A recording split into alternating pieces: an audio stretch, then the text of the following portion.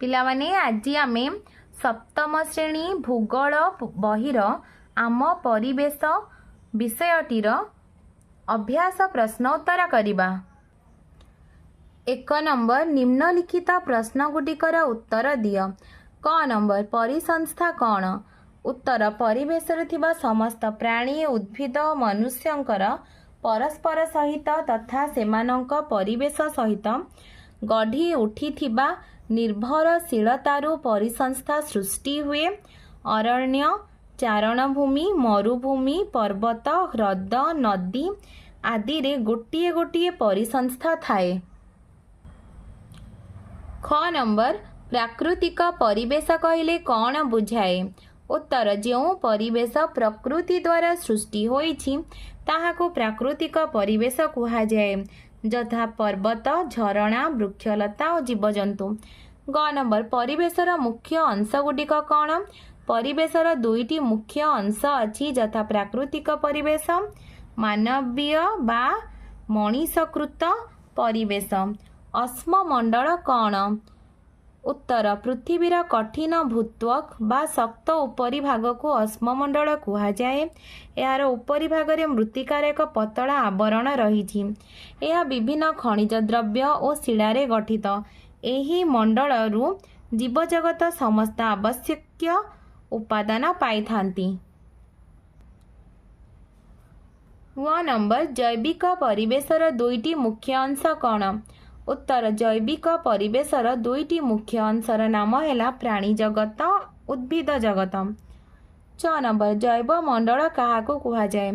उत्तर अश्ममंडल वायुमंडल बायुमंडल अंतर्गत पारस्परिक संबंध थिबा तथा जीवन धारण पाई आवश्यक उपादान थिबा पतला स्तर को जैव मंडल कुहा जाए। 2 नंबर ठीक उत्तरटी बाछि लेख। केउटी गोटिए प्राकृतिक परिसंस्था नुहे? एक्वारियम।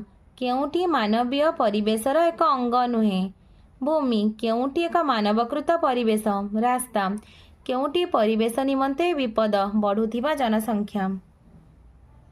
3 नंबर स्तंभ दुईटी मध्य संपर्क स्थापन करी लेख। जैवमंडल जल स्थल वायु मध्य पारस्परिक संपर्क थिबा पतला स्तर।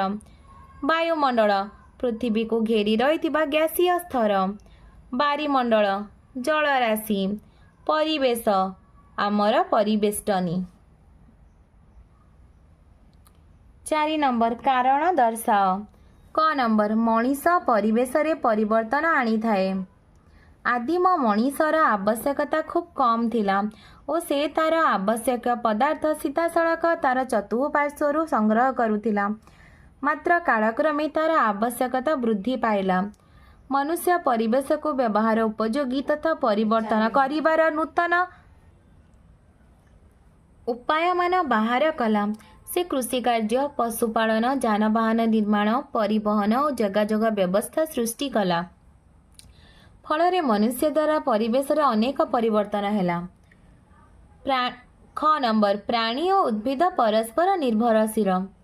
उत्तर प्राणी जगत बंचिबा पाई उद्भिद जगत उपर निर्भरशील एवं उद्भिद जगत मध्य बंचिबा बढ़िबा पाई प्राणी जगत उपर निर्भरशील होई थांती। प्रकृत पक्षे प्राणी और उद्भिद उभय बंचिबा पाई परिवेश उपरे निर्भर करि थांती।